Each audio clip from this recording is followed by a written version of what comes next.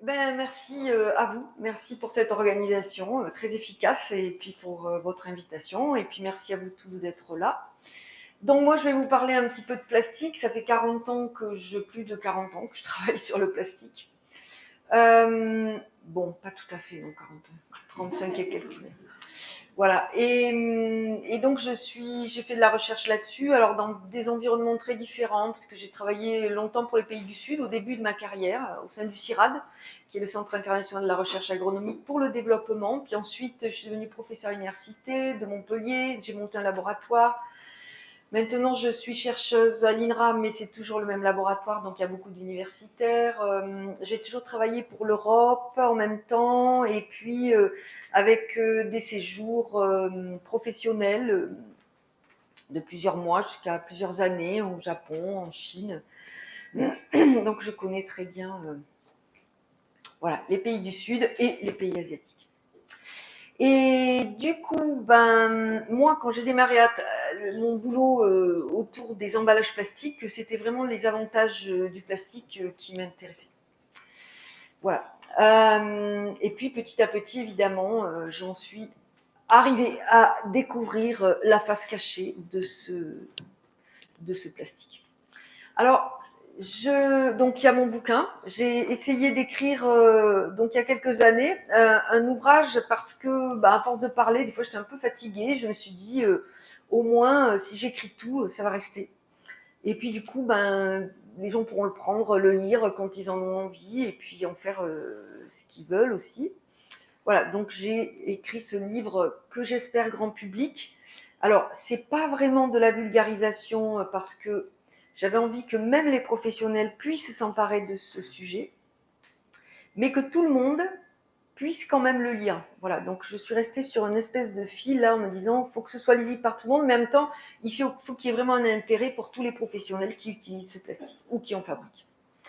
Sinon, je vous propose aussi d'aller voir, j'ai sur le site là, en finir avec les idées reçues du plastique. Je trouve que c'est sur une page internet et ça fonctionne bien.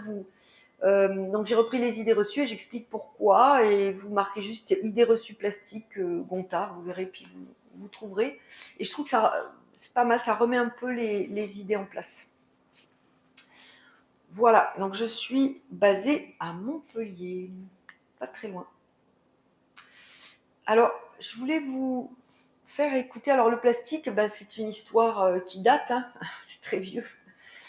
Et là, je voulais vous montrer un petit film qui a été un court métrage qui a été réalisé, enfin non, un extrait de court métrage qui s'appelle Le Chant du Styrène, qui a été réalisé par Alain René sur les paroles de Raymond Queneau et qui raconte l'histoire du plastique à l'envers, c'est-à-dire qu'on part de l'objet puis on va jusqu'à la matière. Alors, je ne vais pas vous passer tout parce que c'est un peu long, ça dure, je sais plus, 25 minutes, je crois, mais je vous invite à le regarder parce que c'est en libre accès sur Internet. Et puis, il est vraiment, c'est un très beau court-métrage. Je trouve qu'il est super bien fait et ça permet de bien comprendre la nature du plastique. Et c'est très poétique en même temps. Je voulais juste, du coup, vous en passer un petit.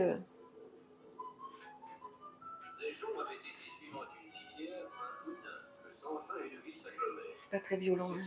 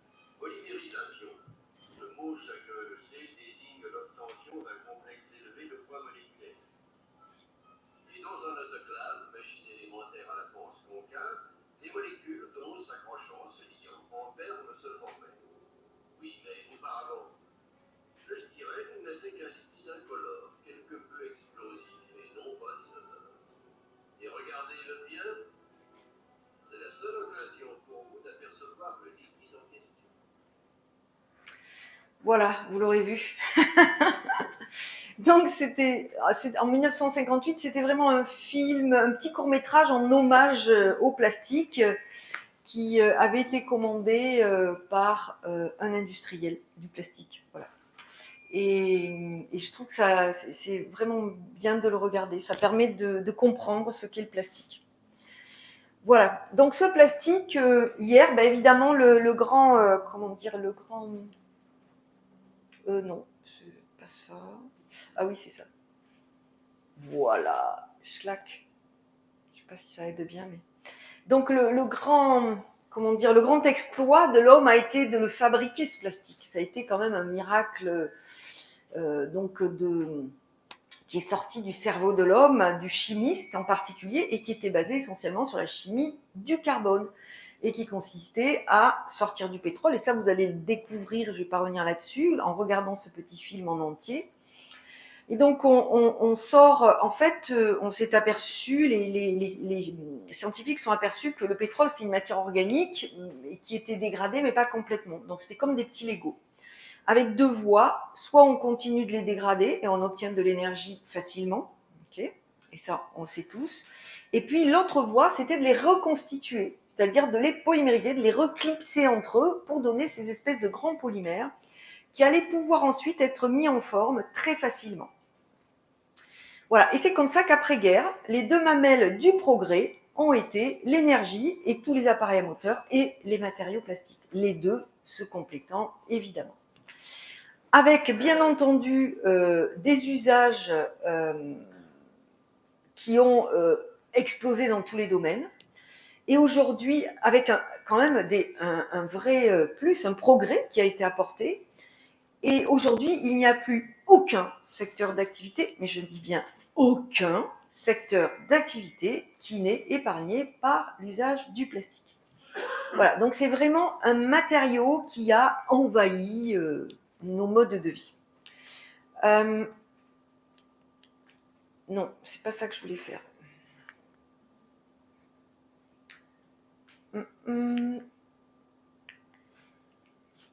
Voilà, je voulais changer le... Ah, mais pourquoi ça me... Bon, je peux pas le changer, c'est pas grave. C'est pas très grave. Je voulais mettre un pointeur, mais... Ah, ben je peux utiliser l'autre. Pardon? Eh oui, c'est ça, ça le... Ah, alors je change. Ouais. Non, ça y est, il est en pointeur, rouge. Ah, super. Parfait. Voilà. Donc, au final, le plastique, les matériaux plastiques, ça a été des coûts d'élaboration, l'utilisation de ressources, etc. Mais le bénéfice, en contrepartie, a été énorme.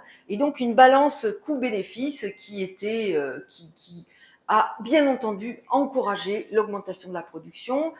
On s'est mis à construire des usines gigantesques et à fabriquer du plastique tout azimut. Sachant que la chaîne d'acteurs du plastique est une chaîne très fractionnée. C'est-à-dire qu'au début de l'histoire du plastique, on a des grosses sociétés pétrochimiques, donc sociétés qui extraient, puis ensuite qui font de la pétrochimie, donc qui vont ensuite modifier les constituants du pétrole pour en faire du plastique. Ensuite, on a toute une chaîne beaucoup plus... Et donc là, à la sortie, c'est les pellets. Vous savez, les larmes de sirène dont on parle, ces espèces de petits grains de riz qui voyagent ensuite aux quatre coins du monde. Et ensuite, dans la partie qui suit, dans la chaîne de vie du plastique, par contre, ce sont des acteurs qui sont très fractionnés. C'est-à-dire ce ne sont pas de grosses entreprises, ce sont de toutes petites entreprises qui vont mélanger ce plastique avec tout un tas d'additifs et ou le mettre en forme. Et donc, on va obtenir un objet final. Et là, ça peut se faire dans des toutes petites, ça peut se faire n'importe où, et dans des toutes petites industries. C'est-à-dire qu'on n'a pas besoin d'avoir des gros investissements pour faire ça, contrairement au verre, par exemple.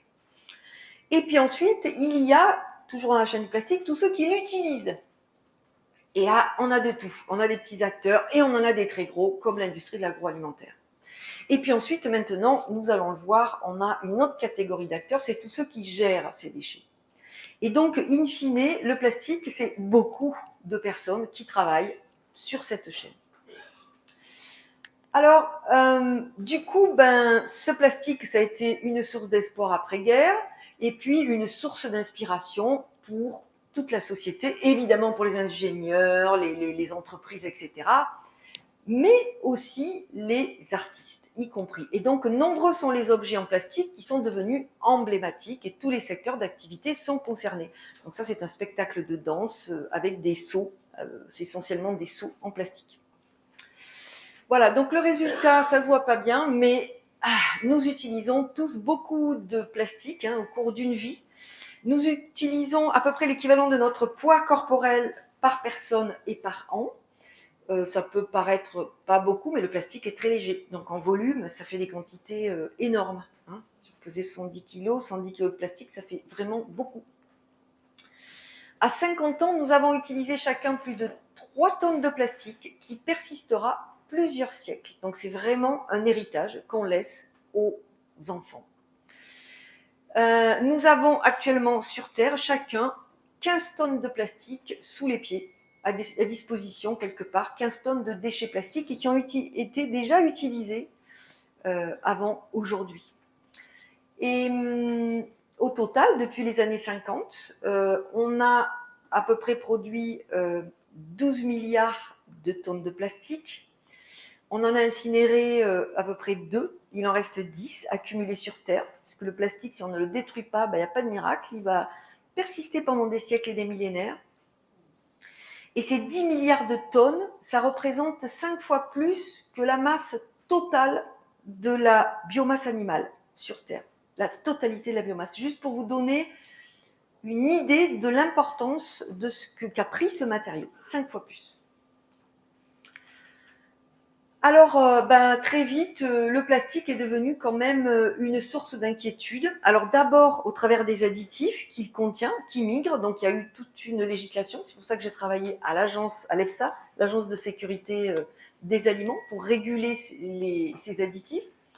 Et puis aussi une nouvelle source d'inspiration sous la forme de déchets. Et donc du coup, après l'élaboration, l'usage, hop, on a vu apparaître une 3e étape dans la vie du plastique. En tout cas, on s'est mis à se préoccuper et à réaliser que le plastique, après usage, contrairement à tous les autres matériaux que l'homme avait utilisés sur Terre, il ne retournait pas dans un cycle biologique ou géochimique. Il allait s'accumuler. Et donc, du coup, on s'est retrouvé avec ce problème, qu'est-ce qu'on en fait après usage ? Et donc, ça a engendré des inquiétudes, des efforts, des coûts. Et donc, on s'est mis évidemment à s'occuper des déchets plastiques. Ça veut dire collecte, gestion, y compris du recyclage. Ce qui a signifié un coût supplémentaire. Mais finalement, la balance, quand même, elle était toujours, balance coût-bénéfice, elle était toujours positive. Même s'il y avait un coût, si on a rajouté un coût de gestion de ces déchets plastiques. Avant, on les mettait dans un trou, et puis quand le trou était plein, on mettait un peu de terre, et puis voilà. Bon, vous allez voir que finalement, ça n'a pas beaucoup changé. Mais... Voilà, alors moi je vais revenir, parce que c'est un matériau qui vous est familier, qui nous est familier, on a tous grandi avec ça, et on vit avec ça. Et donc je vais revenir sur quelques idées reçues qu'il me paraissent important de dénouer. Parce que c'est un matériau dont on parle beaucoup, c'est un matériau que l'on utilise, on a l'impression d'être très familier, mais finalement vous allez voir qu'on ne le connaît pas si bien que ça, et qu'il y a énormément de communication autour du plastique qui nous ont mis en tête des idées qui sont fausses. Et après, du coup, quand on raisonne sur le plastique, très souvent on se prend les pieds dans le tapis, et puis hop, on a des raisonnements qui peuvent être carrément l'inverse de ce qui se passe réellement. Donc, je vais peut-être essayer de faire ça. Donc, j'ai décidé de partir là-dessus. Donc, l'idée reçue numéro 1, et je pense que vous en conviendrez quand même, c'est que la pollution plastique, c'est le déchet que l'on voit. Et donc, très souvent, on a eu des images à l'autre bout du monde en disant « mais ces gens sont mal éduqués, ils jettent les plastiques, etc. » Donc, ce que nous voyons, ce sont des macro-déchets dont à peu près la moitié a servi à fabriquer vos aliments, soit dans le champ, soit... pour le transporter, soit pour les conserver, etc. Voilà. Mais voilà, la pollution plastique, c'est pas que ça, parce que comparé aux autres matériaux, à tous les autres matériaux que l'homme a utilisés jusqu'à présent, les plastiques ont une chaîne de vie très longue, complexe, et qui est tellement complexe qu'elle est très difficile à comprendre. Et donc là, on voit un petit peu toutes les voies qui ont été élucidées plus ou moins. Hein. Et on s'aperçoit qu'en plus, c'est quelque chose de compliqué parce qu'il n'y a pas un plastique, il y en a des milliers, que la formulation des plastiques est compliquée, que son histoire est compliquée, et puis que son vieillissement fait que c'est compliqué de l'étudier parce qu'il dure très longtemps. Un plastique qui est produit, eh bien, il va persister pendant des siècles et des millénaires. Comment on fait pour suivre un matériau qui dure des siècles et des millénaires? C'est très compliqué. La recherche a du mal à faire ça. On peut accélérer les phénomènes, mais c'est difficile. C'est une exposition qui est chronique, c'est-à-dire qui va durer très longtemps. Et donc, on a beaucoup de mal. Alors, la recherche s'est réveillée, je vais dire, il y a une quinzaine d'années, mais la recherche a pris du retard par rapport à la production. Hein. C'est-à-dire que les investissements sont allés dans les bénéfices, mais on n'a absolument pas regardé les effets secondaires qu'il pouvait y avoir. On ne les a pas étudiés du tout. On s'y est mis très tard. On s'y est mis quand vraiment on s'est rendu compte qu'on allait étouffer sous les déchets plastiques. On était en train d'étouffer sous ces déchets plastiques. Donc la science, la recherche a pris du retard. Elle essaie de mettre les bouchées doubles, mais bon, en recherche, entre le moment où on se pose une question et le moment où on a la réponse, il peut se passer 10, 20, 30, voire 50 ans. Donc voilà. Donc ça progresse, mais ça reste encore difficile à comprendre. En tout cas, on sait que le plastique, c'est ce qu'on appelle une économie linéaire. C'est-à-dire qu'il va s'accumuler dans tous les compartiments de notre environnement. Il va se fragmenter en micro et en nanoplastiques. Il sera aussi capable de sorber des polluants. Et ensuite, il est capable, plus il est petit, et plus il est capable de diffuser dans tous les compartiments de notre écosystème, jusqu'à transloquer à l'intérieur de nos corps et des organes de tous les êtres vivants. Voilà. Donc, en fait, ce qui se passe, c'est que le plastique, comme il n'est pas digestible par aucun être humain, aucun être vivant sur Terre, il va se fragmenter très très lentement. C'est pour ça que ça prend du temps. Mais le plastique, c'est pas que ça, parce que le verre, par exemple, ça peut se fragmenter aussi, mais il n'y a pas le même danger, parce que le plastique est un matériau qui interagit par définition. Et donc, par exemple, lorsqu'il va il va s'approcher de vos organes, il va être capable d'interagir avec vos propres protéines, de se recouvrir de vos propres protéines. Ça lui fait comme une cape d'invisibilité et ensuite de transloquer. C'est-à-dire que votre corps ne le reconnaît plus comme un corps étranger et il peut pénétrer. Et donc ça pose un vrai problème et c'est difficile à comprendre. Parce que le plastique, c'est pas seulement un matériau qui se fragmente et qui dure longtemps, c'est aussi un matériau qui interagit. Et c'est ce qui lui permet de voyager vraiment absolument partout dans l'infiniment petit. Et du coup, on en découvre, on se disait, oh ben non, ça passe pas par l'air. Si, ça passe par l'air très très facilement. Dès que ça atteint une taille suffisamment petite, les plastiques voyagent par voie d'air, par voie d'eau, bien sûr, et puis par voie de terre. Avant, on pensait que c'était que la voie d'eau. On pensait que le réceptacle final des plastiques était l'océan. Ben non, c'est pas fini. Après, il est capable de repartir dans l'air et de voyager encore ailleurs. Donc le plastique n'en finit pas de nous surprendre. On en découvre de plus en plus. Et si au début, on s'est inquiété de l'épuisement des ressources, qu'on s'est dit, mais s'il n'y a plus de pétrole, on n'aura plus de plastique, on va être un peu embêté, et bien finalement, on s'est rendu compte que le danger, c'était l'accumulation de ces déchets, mais pas des déchets qu'on voit, des déchets qu'on ne voit pas. Le plastique est dangereux quand on ne le voit plus. Hein. Avant, il est moche, mais il n'est pas dangereux, pas vraiment. Donc, on s'est aperçu que le problème, c'était l'accumulation des déchets. Et donc, du coup, il a bien fallu se préoccuper de ce que devenait ce plastique. C'est ce qu'on essaie de faire avec plus ou moins de succès. Voilà. Et puis, évidemment, c'est terrible parce que, en fait, ces micros et ces nanoplastiques, partout où on en cherche, mais je dis bien absolument partout sur Terre et dans le corps, on en trouve. On ne peut pas chercher un endroit sans en trouver, c'est pas possible. Et chaque fois qu'on cherche un effet, il y est, ou quasiment. Voilà, mais on est en pleine découverte exponentielle de tout ça. Donc ça, c'est une équipe chinoise qui a fait un petit bilan, qui a écrit un excellent article il n'y a pas très longtemps, et qui a fait un peu le bilan des principales pubs, tu vois, mais il n'y a encore pas tout, parce qu'il y en a eu beaucoup dans le cerveau, tout ça, voilà, qui n'y était pas encore. Mais bref, on en trouve absolument partout. Tout type de plastique. Hein. Il n'y a pas un plastique qui soit épargné. Évidemment, plus ils sont produits en grande quantité et plus on les retrouve dans notre corps. Alors, dans les écosystèmes et le corps de tous les autres vivants, tous les autres êtres vivants, c'est pareil. Hein. Il y en a aussi partout. Voilà, et puis avec des effets extrêmement nombreux, parce que aucun être vivant n'est capable de digérer ce plastique.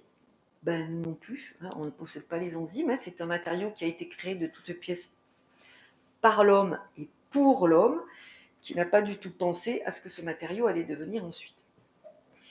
Et donc du coup, lorsque le plastique pénètre dans les organes des êtres vivants, eh bien, aucun être vivant n'est capable de s'en débarrasser. Lorsque vous avez une substance chimique dangereuse qui pénètre dans votre corps est équipé pour l'accompagner chimiquement.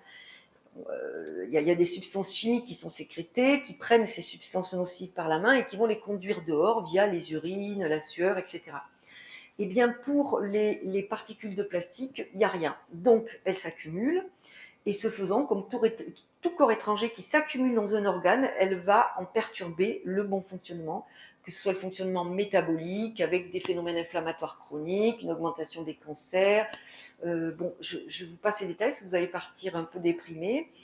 Et donc là, je sais pas, alors moi, je m'intéresse par là récemment, il y a eu pas mal d'études autour des thromboses, c'est-à-dire du fait que les microplastiques, ils ont récupéré des athéromes de personnes qui ont eu des accidents et circulatoires, et en fait, ils sont aperçus que les athéromes alors d'abord, 90% des athéromes contiennent des microplastiques, et ensuite, ceux qui ont des teneurs élevées en microplastiques, apparemment, se détachent très très facilement de la paroi. Et donc, du coup, ça crée des accidents beaucoup plus importants, etc. Voilà, ça, c'est un exemple parmi tant d'autres. Voilà, donc du coup, on a des phénomènes de translocation, des phénomènes d'accumulation, et puis tous les systèmes, nos systèmes digestifs, respiratoires, reproductifs et nerveux qui sont impactés. Voilà. Alors après, on ne compte pas encore nos morts parce qu'on n'est pas capable de bien dire. Alors évidemment, vous imaginez bien qu'on ne fait pas des études sur les humains. Hein. Donc les études ne sont faites que sur des animaux qui ont une espérance de vie beaucoup plus courte et des phénomènes métaboliques très différents. Et en plus, quand on fait des essais sur des animaux, c'est uniquement sur des micros et des nanoplastiques qui ont été fabriqués à façon, parce qu'on ne pourrait pas attendre 100 ans que le plastique vieillisse dans des conditions naturelles pour le récupérer, c'est trop compliqué. Et donc, du coup, c'est pas non plus représentatif. Donc, c'est-à-dire qu'on sous-estime la toxicité. Voilà, sur la plupart des études que l'on fait. Alors ensuite, donc voilà, donc le plastique ne pollue pas que lorsqu'il est jeté et lorsqu'il est visible. Au contraire, hein, c'est quand on ne le voit plus qu'il est dangereux. Il faut juste se rappeler ça. Et que un jour ou l'autre, un plastique deviendra invisible. C'est son comportement, mais vraiment inexorable, inévitable. Hein, on ne peut pas empêcher un plastique de se dégrader. C'est sa nature intrinsèque, sa nature même. Ensuite, idée reçue numéro 2, le plastique ne pollue, ah oui, bon, mais ça bien sûr, que lorsqu'il est jeté. Là aussi, avouez quand même que c'est quelque chose qu'on nous a bien inculqué. Eh ben non, le plastique ne pollue pas que lorsqu'il est jeté, parce qu'en fait, on s'aperçoit qu'au cours de son élaboration, au cours de son usage, au cours du traitement des déchets, même s'il s'agit de recyclage, eh bien, on a émission de micro et de nanoplastiques qu'on retrouve ensuite absolument partout. Donc, lorsque, par exemple, vous portez un vêtement, ce vêtement a été fabriqué et au cours de l'élaboration, il y a énormément de microplastiques qui sont libérés. Chaque fois que vous le mettez, que vous l'enlevez, vous libérez des microplastiques que vous respirez, qui passent par le nerf olfactif et qui s'accumulent ensuite dans le cerveau. Lorsque vous le lavez, ça part dans les os. Lorsque vous allez le recycler, soi-disant, c'est pareil. Voilà. Donc, même si on savait parfaitement gérer nos déchets, on aurait quand même une pollution plastique à partir du moment où on en utilise. Et donc, c'est comme ça que lorsqu'on analyse les glaciers du fin fond de l'Arctique et les microplastiques qui s'y trouvent, on s'aperçoit qu'ils viennent essentiellement de plastique et qui sont encore en cours d'usage. Hein. C'est-à-dire tous les revêtements des bâtiments, les matériaux d'isolation, les vêtements, ainsi de suite, les pneus, les routes, parce que maintenant, pour recycler soi-disant le plastique, on le met dans les routes et donc forcément ça émet. Les pneus sont recyclés aussi soi-disant en pelouse artificielle, ça c'est pareil, ça émet énormément, enfin bref, voilà. Donc non, le plastique ne pollue pas que lorsqu'il est jeté, loin de là, hein, il pollue dès sa production. Voilà, donc alors c'est un peu moche, c'est parce que j'ai changé, comme je suis j'étais sur un autre ordinateur et on a transféré le fichier et du coup, toute la mise en page a changé depuis le début d'ailleurs, mais bon, c'est à peu près lisible. Là, ça l'est pas trop. Alors, c'était juste pour... Non, c'est là, hop. Voilà, c'est juste pour vous montrer, c'est les chaînes d'acteurs, heures, mois, années, décennies, siècles, millénaires. Et donc, vous avez les objets autour de la production, l'usure au cours de l'usage, le recyclage, l'enlèvement, l'incinération aussi, tiens, elle émet des microplastiques. Le décyclage, la mise en décharge, l'abandon, les dépotoirs, etc. Tout ça, ce sont des sources de microplastiques qui vont contaminer les eaux, les sols, l'atmosphère et la biosphère, c'est-à-dire les êtres vivants. Et donc, du coup, en fait, tous les plastiques qu'on a produits depuis les années 50, ce sont quelque part, c'est 10 milliards de tonnes là qu'on a quelque part dans notre environnement, ce sont des sources de micro et de nanoplastiques. Voilà. Et qui continue. Et plus on a produit, et vous imaginez que comme pour certains, il faut des siècles, vous imaginez bien que ces 10 milliards de tonnes qu'on a accumulées, le gros des particules va arriver et encore à venir. Ce que je veux dire, c'est que quand on produit du plastique, c'est une pollution qu'on lègue aux générations à venir. Il faut juste en avoir bien conscience. Il y a un décalage entre le moment où le plastique est produit et utilisé et puis le moment où il va émettre, où il va être complètement désintégré en micro et en nanoplastiques. Donc c'est compliqué ça, parce que très souvent on a envie de faire l'autruche et puis on se dit c'est pas grave, les générations futures elles se débrouilleront. Nous on s'est bien débrouillé. Mais nous on ne s'est pas débrouillé avec des pollutions aussi importantes. Donc peut-être qu'elles ne seront pas capables de se débrouiller de ce qu'on leur laisse aujourd'hui. C'est bien là l'inquiétude. Ensuite, idée reçue numéro 3. Il est possible de mesurer la pollution plastique avec l'empreinte carbone. Ça aussi, c'est assez impressionnant. Comme idée reçue, comme elle a pu se répandre, eh bien non. Lorsqu'on fait ce qu'on appelle des analyses de cycle de vie, on se penche sur le cycle de vie, essentiellement la production, l'usage et le post-usage, c'est-à-dire tout ce qui est recyclage, gestion des déchets. Et on mesure toutes les émissions et ensuite on retraduit ça en empreinte carbone, CO2. Mais le plastique, c'est pas ça. En fait, ce qui se passe, c'est essentiellement sur le très long terme qu'il émet des micros et des nanoplastiques. Et en plus, on n'a pas toutes les données sur les impacts. Donc, ce qui se passe, c'est que l'empreinte carbone, elle fait complètement l'impasse sur l'empreinte plastique. Et on continue encore à nous tenir des raisonnements en parlant d'empreinte carbone. Quand on parle d'empreinte carbone, on oublie le principal danger du plastique. On ne le prend tout simplement pas en compte. Voilà. Donc ces analyses de cycle de vie ont un énorme trou dans la raquette. On commence aujourd'hui à réaliser, à essayer de... Mais n'empêche que toutes les décisions politiques ont été prises sur les empreintes carbone. Tous les raisonnements qui vous ont été présentés ont été faits sur l'empreinte carbone qui oublie tout simplement le principal danger du plastique. Voilà. Ça, il faut le savoir. Donc, l'empreinte carbone, oui, peut-être, mais c'est surtout de l'empreinte plastique qu'il faut prendre en compte. C'est-à-dire la quantité de micro et de nanoplastiques que ce matériau va ensuite libérer et qui pourra envahir tous les compartiments de notre écosystème. Voilà. Et puis enfin, une autre idée reçue, le recyclage permet de réduire la pollution plastique en substituant le plastique vierge. Ça aussi, moi aussi, j'y ai cru. J'ai beaucoup travaillé sur le recyclage jusqu'à ce que j'en voie les limites et que je comprenne qu'enfin, mais non. Alors, je vous explique. Donc, on a vu que le plastique, c'est une économie linéaire. C'est-à-dire que le plastique, hop, va se fragmenter. Et là, dans cette poubelle, c'est quelque part, je représente les micros et les nanoplastiques qu'il va libérer à terme.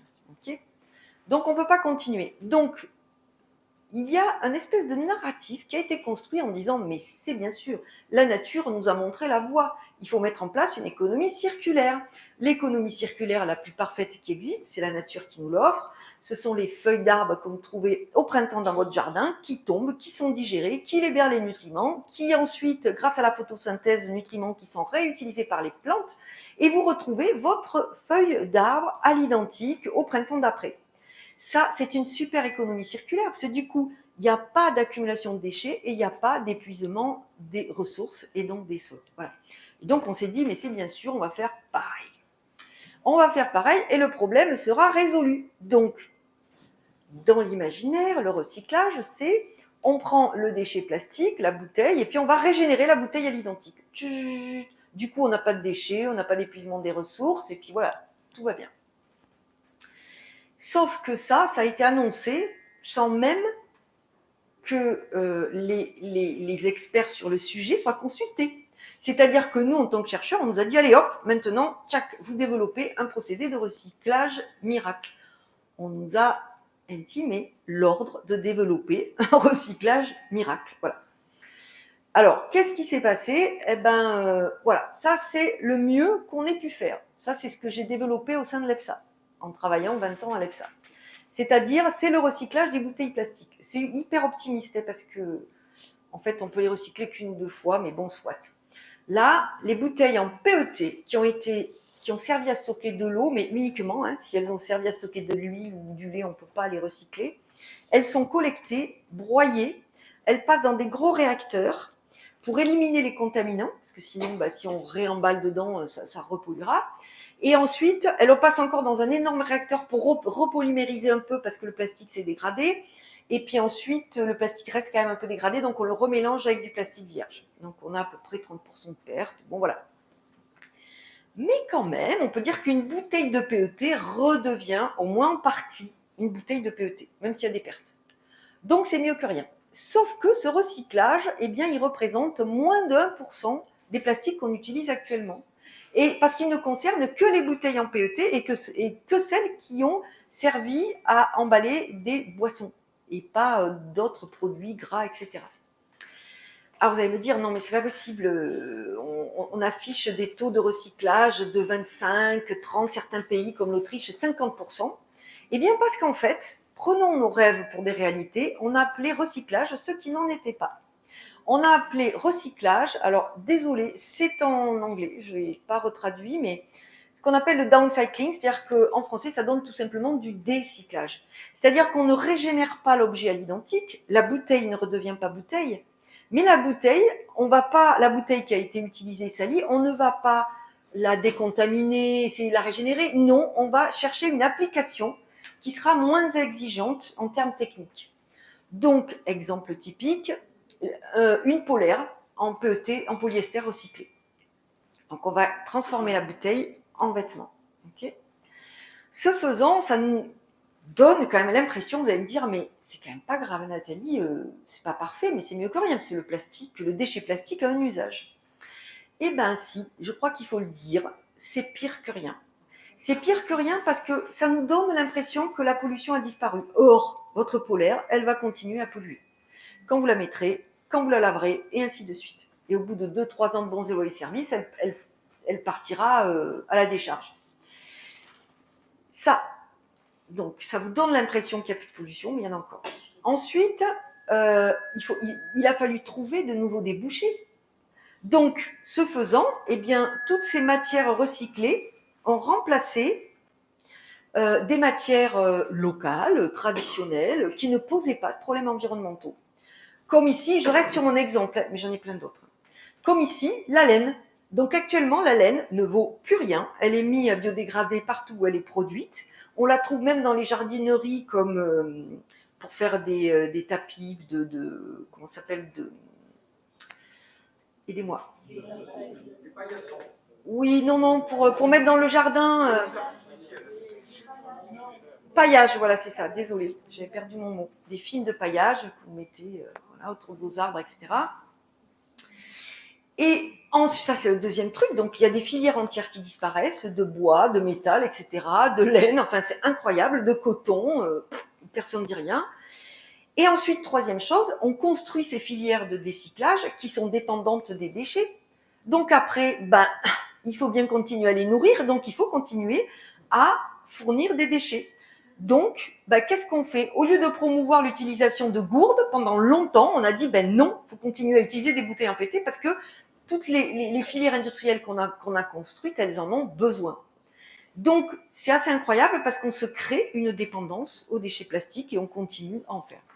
Donc, voilà pourquoi ce décyclage qui est appelé recyclage, oui, non, c'est pire que rien. Et donc, c'est comme ça que l'Autriche, par exemple, qui recycle 50%, ça va? Ah, pardon. Super. L'Autriche, par exemple, qui recycle 50% de ses plastiques, officiellement. Si elle recyclait 50% de ses plastiques, l'objectif, c'est de remplacer un plastique qui est utilisé. Donc, elle aurait dû réduire de moitié sa consommation de plastique vierge. Vous êtes d'accord avec moi? Eh ben non. Non seulement elle n'a pas réduit de moitié sa consommation de plastique vierge, mais sa consommation de plastique vierge continue d'augmenter. Parce qu'on va chercher de nouveaux débouchés. Et donc, ce faisant, on pollue de plus en plus. Voilà. Donc, ce décyclage, ça représente malheureusement la majorité du recyclage, de ce qu'on appelle, en tout cas, je suis pas bien là, de ce qu'on appelle, parce que j'ai pas accès à l'ordinateur. Bon, c'est pas grave, je vais quand même essayer de rester là. Voilà, et le bilan, c'est que, in fine, avec ce décyclage, donc je ne vais pas rentrer dans ce détail là, parce qu'en plus, je trouve qu'on n'y voit pas bien, mais en tout cas, le décyclage, par exemple, des emballages, enfin, ce qu'on appelle recyclage, soi-disant, c'est 30%, 32%. Mais en fait, ce n'est pas du recyclage, c'est du décyclage. Donc, ce qui veut dire que ça va contribuer à augmenter le réservoir et les sources de micro et de nanoplastiques, alors qu'on vous donne l'impression que le recyclage réduit la pollution plastique. Absolument pas, au contraire, ça l'entretient. Voilà, il faut juste le savoir. Je sais, c'est un peu frustrant, mais voilà, c'est pas parce que vous mettez votre déchet plastique dans la bonne poubelle qu'il polluera plus. Et je trouve qu'il y a beaucoup trop de communication pour nous le faire croire et qu'on finit par le croire finalement. Et ça, bon voilà, c'est pas tout à fait, c'est pas du tout honnête. Voilà. Ensuite, idée reçue numéro 5, pour réduire la pollution plastique, nous devons trouver des matériaux alternatifs. Moi, c'est souvent aussi ce qu'on me dit, trouver des matériaux de remplacement. Ben non, en fait. Non, et cette sculpture, vous savez qu'il y a des négociations au niveau des Nations Unies, cette culture le figure bien.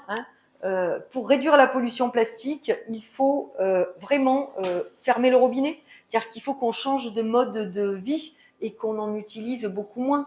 Et en utiliser moins, c'est pas forcément utiliser un autre matériau, c'est aussi faire autrement.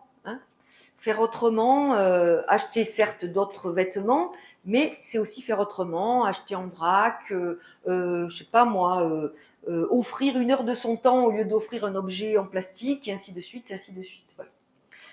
Donc ça c'est une réflexion qui n'a pas été faite. Des objectifs de réduction n'ont jamais été posés, ni même discutés au niveau des différents gouvernements. Et alors, vous avez peut-être l'impression que je fais reposer ça sur les épaules des consommateurs, mais pas du tout. Pas du tout, parce que vous n'avez pas les moyens. D'ailleurs, le problème, c'est que nous, en tant que consommateurs, on ne sait même pas quand on utilise du plastique. Moi, j'ai énormément de mal à aller trouver sur la petite étiquette, là, aller chercher si c'est du plastique ou pas. À partir du moment où il y a poli, d'ailleurs, quelque chose, c'est du plastique. Mais c'est très compliqué. Et puis, quand on vous propose une baguette sous film plastique perforé, tant pis, vous l'achetez comme ça, quoi. Donc non, ça, ce sont des objectifs qui doivent reposer sur les épaules des industriels, qui doivent nous proposer des biens et des services avec le strict minimum de plastique et nous l'expliquer. Et ça, ce sont des objectifs qui n'ont encore jamais été posés par aucun gouvernement. Donc on a encore un gros boulot, même s'il y a des tas d'initiatives pour réduire la consommation. Franchement, j'y participe et je trouve qu'il y a des choses qui réussissent bien. mais c'est trop peu encouragé par nos autorités.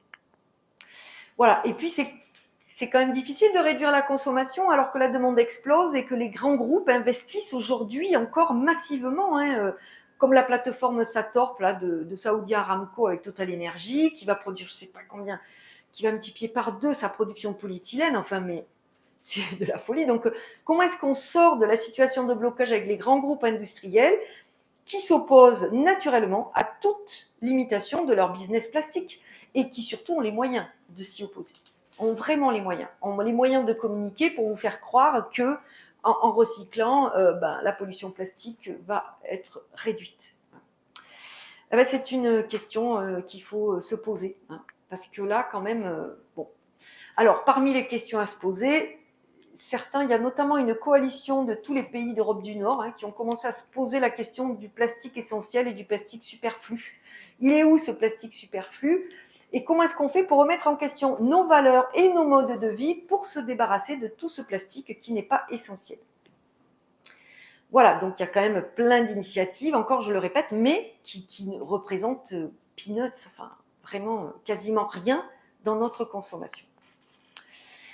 Voilà, alors peut-être quelque chose aussi que j'ai un peu oublié de vous dire lorsque je vous ai parlé de ça là, de cette empreinte carbone et de cette empreinte plastique. Il faut savoir qu'actuellement tous les raisonnements se font sur l'empreinte carbone et donc quand on développe des technologies de transition, qu'elles soient numériques ou écologiques, eh bien on troque une empreinte carbone contre une empreinte plastique parce que l'empreinte plastique n'est pas comptabilisée, n'est pas discutée. Donc, par exemple, quand on construit des éoliennes, les éoliennes, c'est beaucoup de plastique qui ne dure pas si longtemps que ça. Donc, on économise des émissions de CO2, mais en contrepartie, donc on réduit notre empreinte carbone, mais on augmente l'empreinte plastique. Lorsqu'on construit des voitures électriques, des batteries électriques, etc., on allège et forcément, on utilise énormément de plastique, et ainsi de suite. Et en fait, toutes les technologies de transition écologique troquent une empreinte plastique contre une empreinte carbone. Voilà. Et ça ne se voit pas puisqu'on n'en parle pas. Voilà, ça j'avais oublié de vous le dire. Et voilà, donc le plastique, on essaie d'avancer. Moi, plus récemment, j'essaie de m'appuyer sur les interactions entre sciences, art et société, l'idée étant de sensibiliser tous les acteurs sociétaux, les consommateurs, mais aussi les acteurs de la vie professionnelle. Vous êtes tous consommateurs, mais vous êtes tous aussi des professionnels, ou vous avez été des professionnels, ou vous le serez. Et donc, dans votre vie, forcément, à un moment donné, vous allez avoir des choix à faire. Et si vous avez compris pourquoi on doit se débarrasser du plastique, et si on vous donne les moyens de savoir quand il y a de plastique, et que cette chaise-là, elle est en plastique, et elle n'est pas en bois ni en métal, enfin, très peu, eh bien, vous allez faire un autre choix. Vous allez faire des choix différents. Voilà. Donc, ça, c'est important. Et puis, rendre audible aussi des faits complexes et anxiogènes. Là aussi, des conférences comme ça, j'en fais encore un peu, de moins en moins. J'ai beaucoup de mal parce que je sais que tout le monde écoute, tout le monde mais ensuite, quand vous allez sortir de là, ça fait trop, quoi. Ça fait trop. Et donc, du coup, on se dit, voilà, moi... je ferai ce que je peux, mais après c'est ça aussi, chacun fait ce qu'il peut, mais bon, quelque part on évacue quand c'est beaucoup trop anxiogène. Voilà, donc l'idée c'est d'essayer de dire les choses autrement, et entre autres pour cela, j'ai développé avec la compagnie du singe debout des conférences dites dérapantes, qu'on produit un petit peu partout, qu'on produit toujours, donc on est 3 artistes sur scène, une comédienne, un artiste zoomorphe qui vient du cirque et qui imite les gros animaux, et puis moi en tant que conférencière. Et donc, on vous dit un petit peu tout ce que je vous ai dit, mais sous une autre forme, très amusante et qui passe très facilement et qui est très sympa. Voilà. Avec beaucoup d'interactions aussi avec le public et du coup, quand même, moi, je rechigne moins à aller faire une conférence dérapante qu'une conférence conventionnelle comme ce soir, même s'il en faut. Je trouve quand même que le message passe bien plus facilement. Et puis, il en reste après. Voilà. Je vous remercie.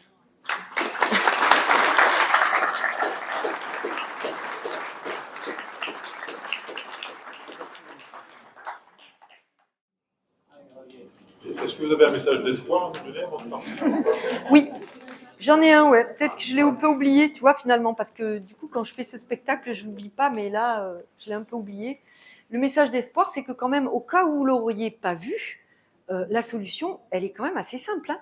Les 3/4 des plastiques qu'on utilise ne servent absolument pas notre bien-être. On les utilise parce que, ben, on nous les propose, parce qu'on n'a rien d'autre à faire, parce qu'il faut bien passer le temps, parce que, voilà, donc il est quand même assez facile de s'en passer, hein. Donc la solution, elle est très simple, à condition d'accepter que ce soit une solution. Voilà. Donc du coup, ben, je sais pas, la solution, elle est partout. Vous allez voir, quand vous allez commencer à réfléchir, ben, vous allez voir que très facilement, déjà, je pense qu'un plastique sur 2, vous allez vous en débarrasser. Alors, on a déjà commencé le travail quand même. Dans les supermarchés, il n'y a plus de plastique. Dans les rayons fruits et légumes, il n'y en a plus. Ça vous manque? Non, alors qu'au début, quand on a dit emballer fruits et légumes, ah mais non, c'est pas possible, il faut que les consommateurs voient, il faut que ce soit transparent. Bon, ben on les a remplacés du jour au lendemain par des sacs papier et tout va bien, quoi. Et on a des sacs en coton et on les lave et tout va bien aussi, ça ne nous gêne pas. Donc il y a des domaines comme ça où, alors il n'y a pas beaucoup d'exemples comme ça aussi radicaux, malheureusement. On a enlevé les cotons-tiges, les pailles, mais bon, ça c'est vraiment des...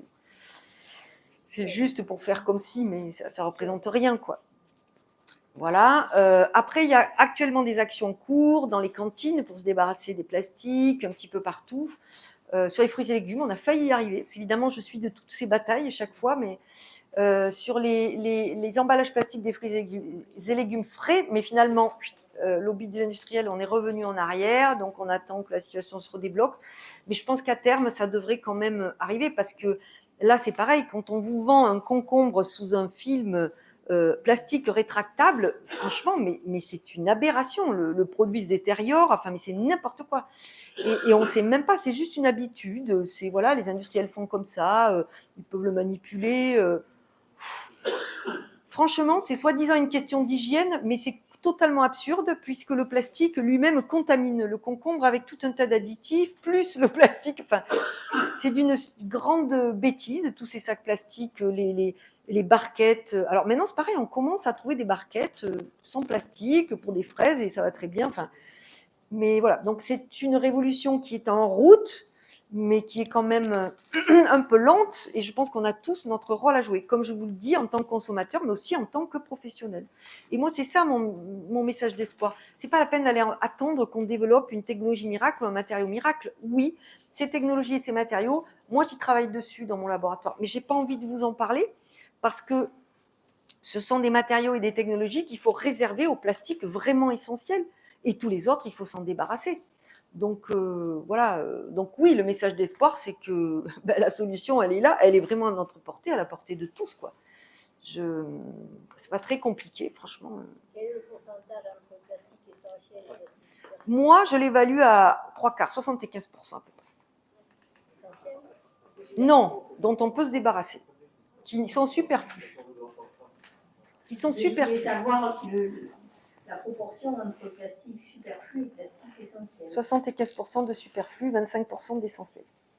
À peu près. Après, comme toujours, au début... Oh ben là, après, ça dépend complètement les secteurs. Je crois que puis c'est à chacun aussi de savoir jusqu'où on veut aller et jusqu'où on peut aller. Alors, je pense que la première moitié, elle va être très facile à s'en débarrasser. Il faut faire l'effort d'y réfléchir, de savoir comment on peut s'en passer. Après, il va y avoir 25% qui seront peut-être un peu plus difficiles, mais ça va le faire. Et je sais que quand on a démarré l'étude, par exemple, des cantines sans plastique, on nous a dit, ben non, on va pas se mettre à avoir des trucs lourds, personne ne l'acceptera. Finalement, maintenant, il y en a plus d'une vingtaine en France et ça va être étendu et ça va être obligatoire. Et on a trouvé tout un tas de solutions, de manutention, des entreprises qui amènent les récipients en inox et qui les ramènent pour les nettoyer, puis ensuite qui les relivrent. Enfin bref, il y a tout un tas de solutions qui a été mis en place, mais il faut s'y pencher. Hein. C'est pas, ça va pas venir comme ça, quoi. Il faut que chaque secteur d'activité se penche sur tous les plastiques qu'il utilise. Et quand on a démarré ce travail sur l'emballage des fruits et légumes frais, les industriels mais pleuraient dans la salle. Ils étaient là, il y a un cinéma pas possible, en disant mais nos produits vont pourrir. Mais non, franchement, c'était juste une habitude, parce qu'il y a des tas de produits, mais c'est l'inverse. Les études qui ont été menées ont montré que les emballages plastiques abîment les fruits et légumes frais, et que le premier réflexe, lorsque vous achetez des fruits et légumes frais sous plastique, il faut les sortir. Et d'ailleurs, intuitivement, je suis sûre que vous le faites chez vous, que vous ne les laissez pas sous plastique, parce que vous savez très bien que ça va moisir très vite et ça va pourrir très vite. Donc, et voilà, et donc il y a tout un tas de choses comme ça dont on va pouvoir se débarrasser très facilement. Madame, jusqu'à présent, on envoyait des tankers entiers en Chine pour être retraités de ces plastiques. Maintenant, les Chinois n'en veulent plus. Non. On a retrouvé l'année dernière des semi-remorques qui partaient en Espagne pour être retraités. Mais qu'est-ce qu'on va en faire? On va faire un cracking, on va les réutiliser. On en fait. Alors, pour tout vous dire, il y a un gros problème de suivi des déchets plastiques. C'est-à-dire qu'il y a beaucoup de déchets plastiques qui disparaissent. Ça vous paraît bizarre, mais c'est comme ça. Donc, on ne sait pas ce qu'ils deviennent. Donc, il y a vraiment un problème de suivi. Et ensuite, ils sont redirigés. On m'en a parlé tout à l'heure d'une émission, justement, qui évoquait une grosse partie de ces flux qu'on retrouve en Turquie, où ils essaient d'en faire quelque chose, mais on ne sait pas trop ce qu'ils en font. Non, de toute façon, les déchets plastiques ne sont pas retraitables, où il y a une infinie partie de ces déchets plastiques qui est réutilisable.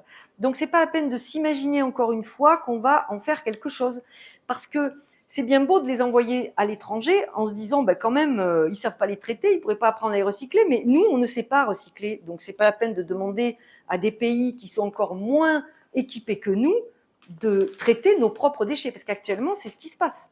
Ces déchets-là, on ne veut pas les garder. Donc, ils partent. Ils partent en Afrique, ils partent en Europe de l'Est, ils partent. Alors, avant, ils partaient beaucoup en Asie. Et puis, là, la Chine a fermé, la Malaisie aussi. Enfin, c'est leurs frontières, et c'est tout à fait normal.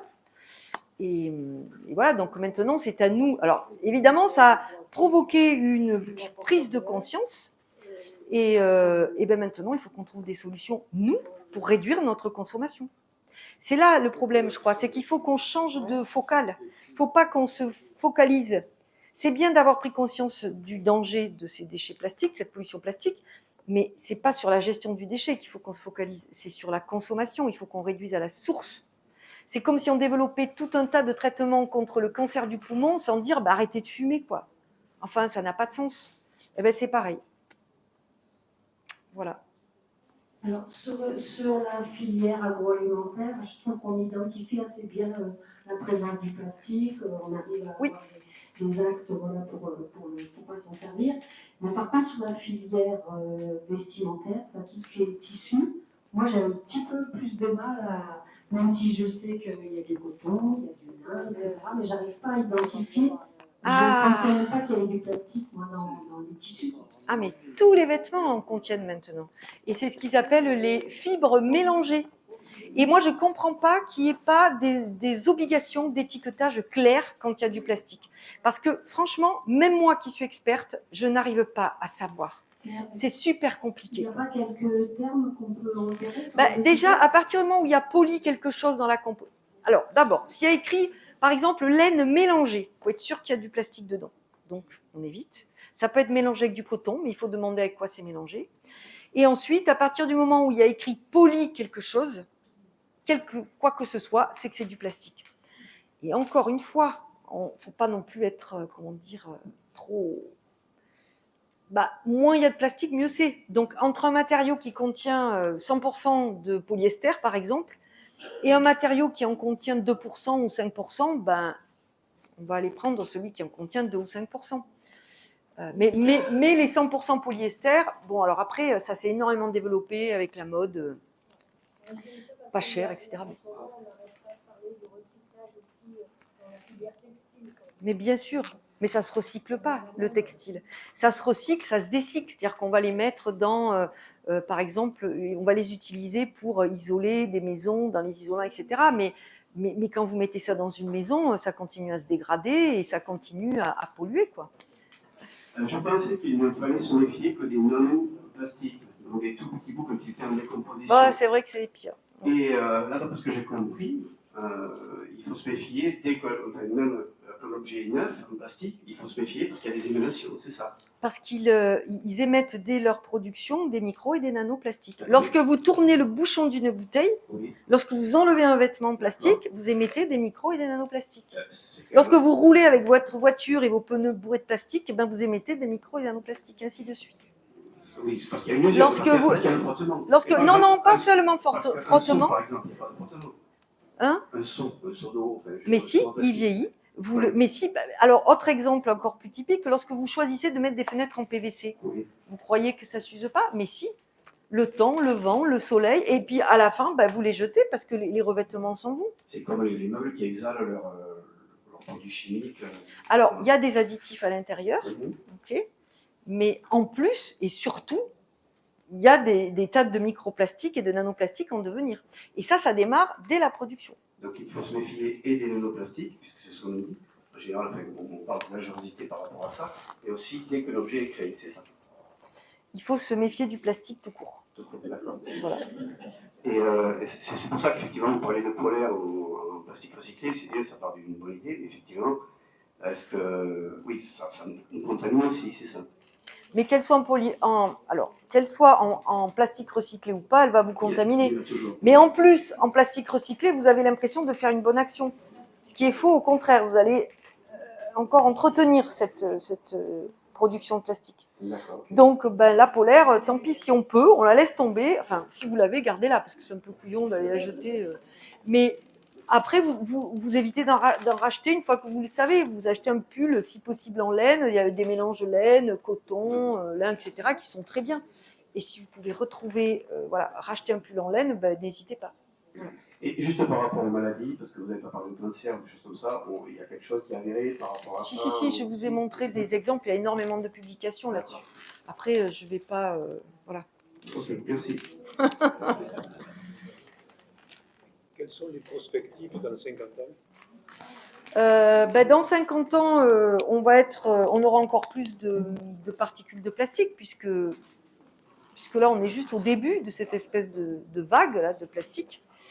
Après, dans 50 ans, je ne sais pas si on aura suffisamment réagi pour changer nos modes de vie. Je pense qu'on doit quand même montrer l'exemple à tout un tas de pays émergents ou de pays encore moins développés que nous. Moi, c'est pour ça que je travaille beaucoup avec la Chine, parce que mine de rien, toutes les études sur la pollution plastique viennent de Chine.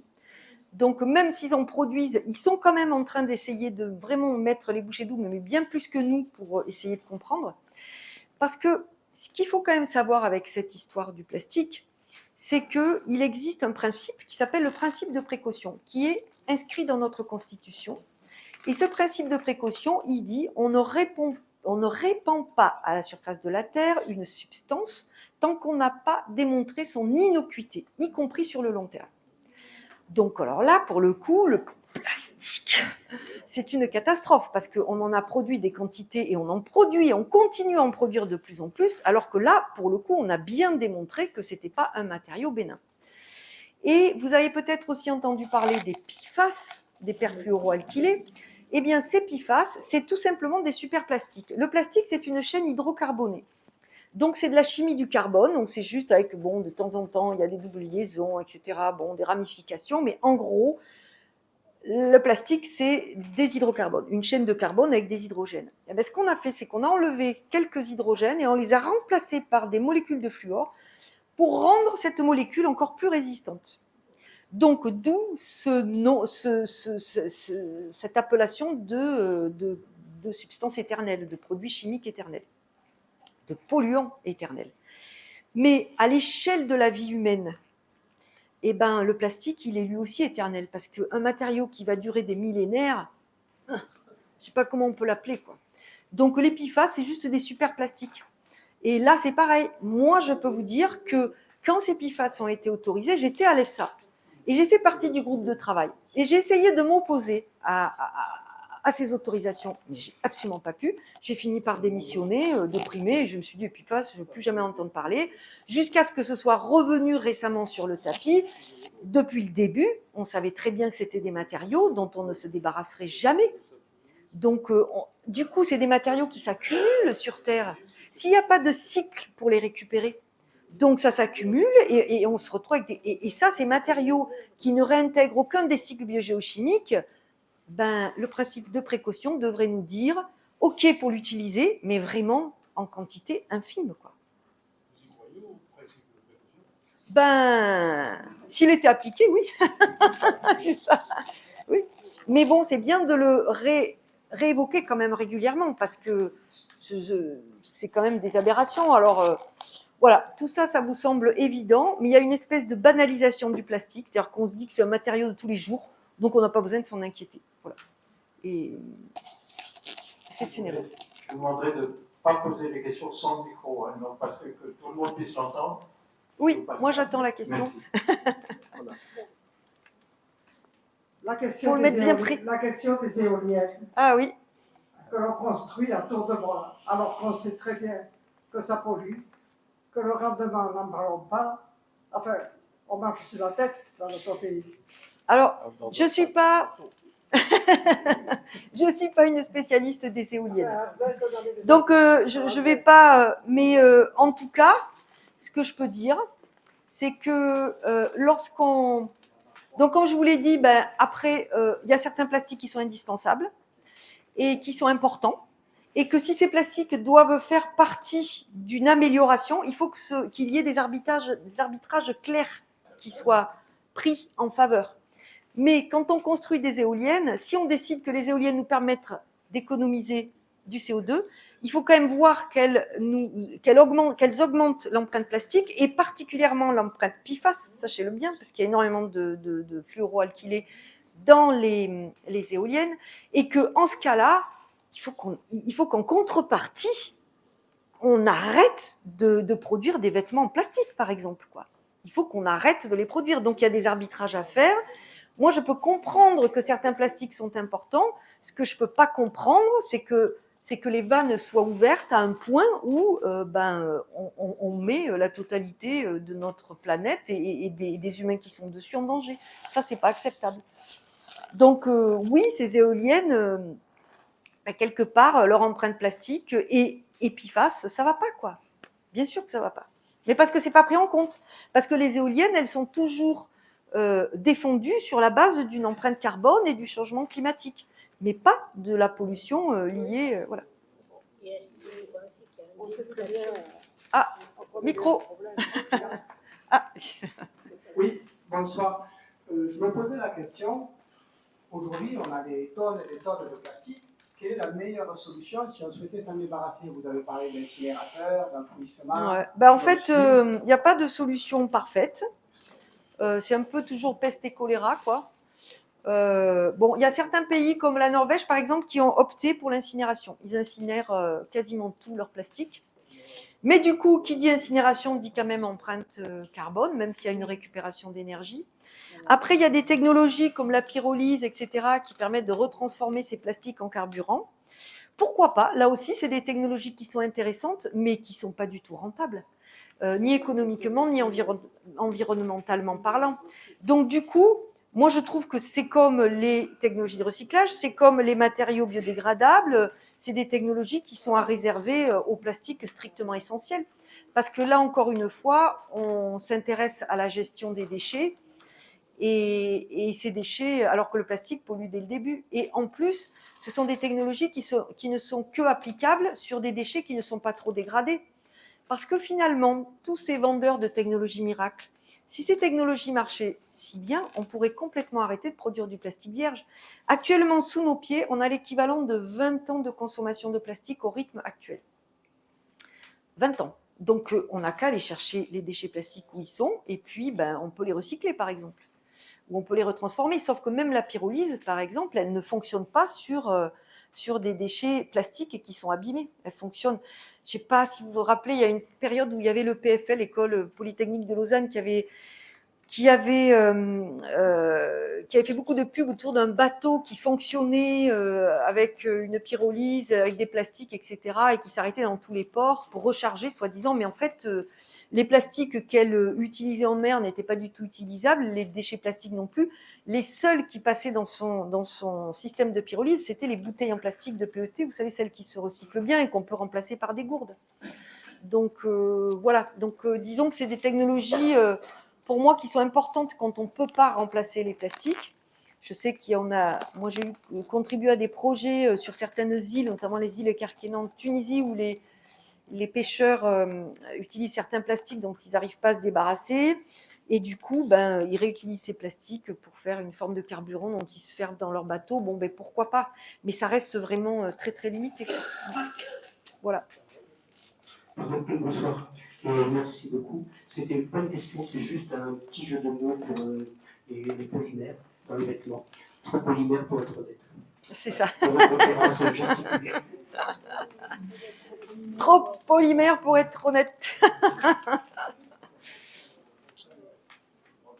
Oui, bonsoir. Alors moi, je voulais avoir votre avis sur la mise en place de la consigne, savoir si ça vous semble réaliste et voilà, si ça peut un jour se mettre en place vraiment. Disons que là, encore une fois, on se focalise sur une étape, la collecte et le tri. Donc, consigner, c'est ramener une bouteille. Donc, oui, pourquoi pas, si la bouteille est nécessaire. Si on peut utiliser une gourde à la place d'une bouteille en PET, la consigne, non. Non. Voilà. Pour le lait, par exemple pareil, hein, le lait, il y a d'autres systèmes. On peut utiliser des bouteilles en verre, on peut faire autrement. Donc, oui, quand c'est vraiment indispensable. Mais si ça l'est pas, non. Voilà. Ce qu'il y a, c'est qu'il ne faut pas qu'au travers de ces consignes, aussi c'est pareil, on encourage à l'utilisation. Or, c'est quand même ce qu'on fait un peu, quoi. C'est-à-dire qu'on nous dit, vous ramenez votre bouteille, vous allez toucher un peu d'argent, et puis on va en faire quelque chose d'utile. Sauf que les 3/4 du temps, c'est pas le cas. Et les bouteilles en PET qui contiennent du lait, elles sont pas recyclables. Elles sont décyclables. Ah oui, la consigne en verre. Ah évidemment, bien sûr, évidemment, à 300%. Bien sûr, évidemment.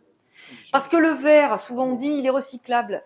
Moi, il y a un bruit qui m'attriste, c'est quand j'entends le verre se casser dans vous savez, les gros trucs de collecte. Là, je me dis, oh là là, quel gaspillage.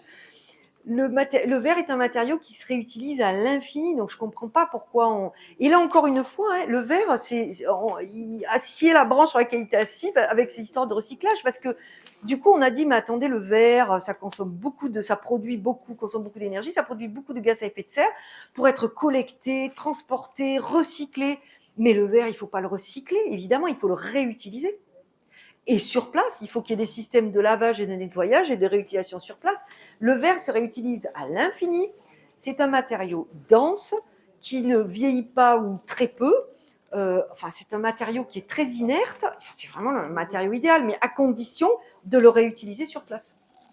Donc oui, mais il faut que tout ça se fasse sur place, bien sûr.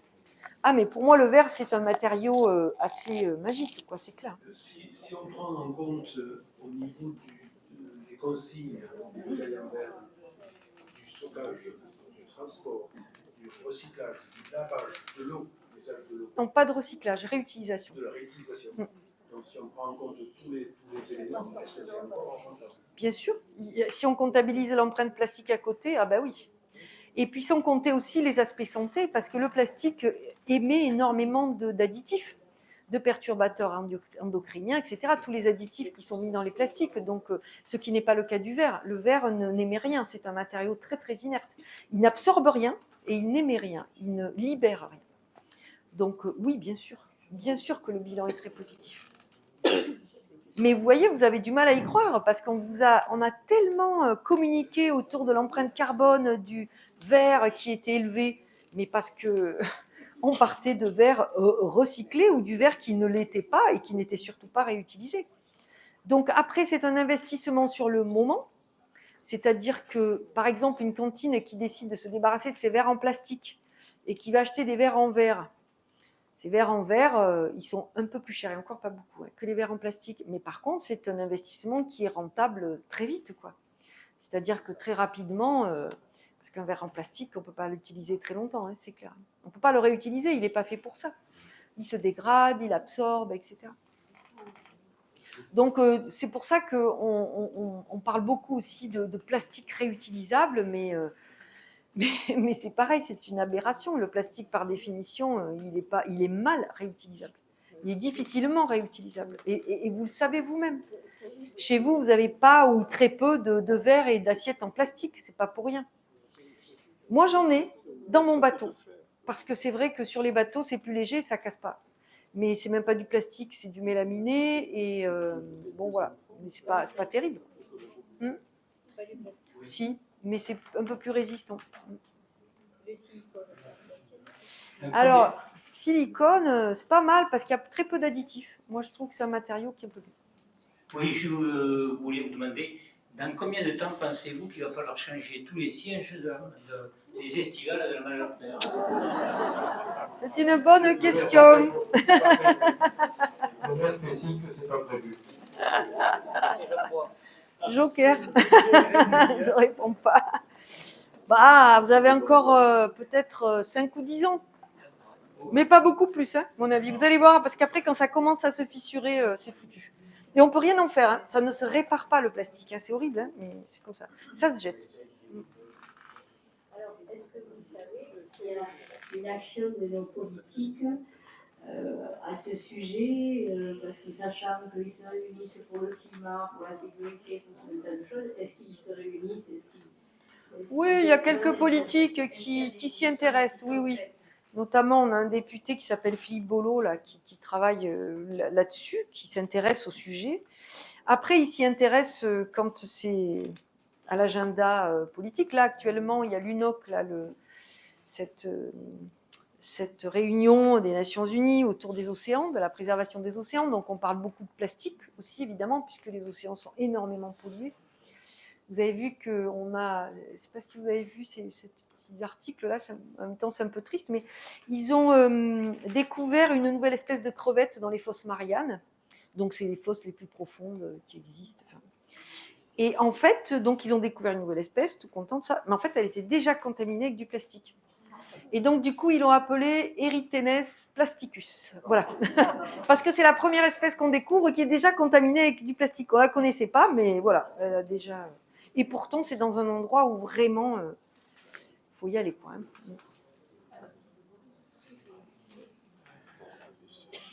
Oui.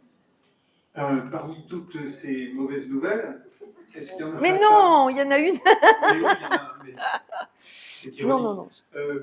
Est-ce qu'une petite partie de la solution n'est pas tout simplement dans la première phase de la consommation, c'est-à-dire réduire énormément, comme vous l'avez dit, mais mettre en place aussi des systèmes qui incitent à la réduction, les consignes et le reste. Bien sûr.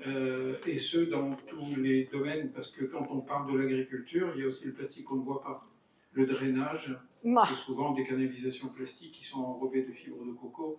Il y a des films plastiques pour la fraise et tous les autres légumes, asperges et autres.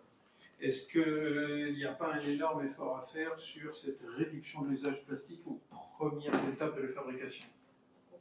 Alors, bien sûr, c'est ce qu'on appelle la réduction à la source. Actuellement, il y a des négociations internationales, je ne sais plus, je vous l'avais montré, mais bref, qui ont eu lieu à différents endroits. Chaque année, ils ne sont toujours pas arrivés à aucun accord, tout simplement parce qu'il y a d'un côté les pays producteurs, et puis de l'autre, évidemment, les pays qui utilisent. Et après, il y a un troisième groupe, c'est les pays du Sud, donc eux qui subissent les déchets. Et donc, il y a une coalition des pays dits ambitieux qui demandent aux pays producteurs de réduire leur production. Mais là, encore une fois, je me dis, mais on ne prend pas nos responsabilités, quoi. C'est-à-dire que nous, en tant que pays riches, on demande aux pays producteurs de scier la branche sur laquelle leur économie est assise, c'est-à-dire d'arrêter de produire. Or, nous vivons dans une économie de marché, c'est quand même la définition de notre monde capitaliste. Donc, s'il y a production, c'est parce qu'il y a des marchés, c'est parce qu'il y a une consommation. Donc, c'est à nous, en tant que pays riches, à nous poser la question de notre consommation. Encore une fois, c'est pas que sur les épaules du consommateur, c'est aussi sur les épaules des industriels. Et surtout, eh bien ça, on n'est pas encore là. Toute la question. Alors du coup, ça fait un affrontement entre deux blocs, là, ceux qui utilisent le plastique et ceux qui les produisent. Alors les États-Unis, eux, ils font les deux. Ils utilisent et ils produisent. Mais ils se sont mis du côté des producteurs, puisque quand même, ils gagnent beaucoup d'argent avec ça. Et moi, je me dis qu'on ne sortira pas de cet affrontement tant que nous, pays riches, on ne cherchera pas à diminuer notre consommation. Sachant que quand même, la consommation de plastique est strictement, par tête, par habitant, est strictement proportionnelle au PIB d'un pays. Donc, nous faisons partie des pays les plus riches et donc nous avons la consommation la plus élevée. Bon, pas la plus élevée, mais parmi les plus élevées. Les Américains consomment encore bien plus que nous. Mais bon, voilà, donc c'est aussi un mode de vie, il faut se regarder en face, quoi. Il faut qu'on arrive à changer. Alors l'idée, c'est pas de diminuer le PIB, c'est de diminuer la façon dont on utilise cet argent, quoi. C'est tout. Après, je sais pas bien de. On ne sait pas ce qu'on va faire de notre argent après finalement, quand on ne pourra plus acheter de plastique. Et quand on devra réduire notre consommation d'énergie, ben on va apprendre à être heureux autrement. Mais pour moi, le vrai progrès, il est là à venir. Hein. Il n'est pas dans des technologies miracles, parce que c'est pas ça qui va nous sauver, quoi. Enfin, ça serait naïf de le croire. Oui, bonjour. Une réflexion peut-être anecdotique.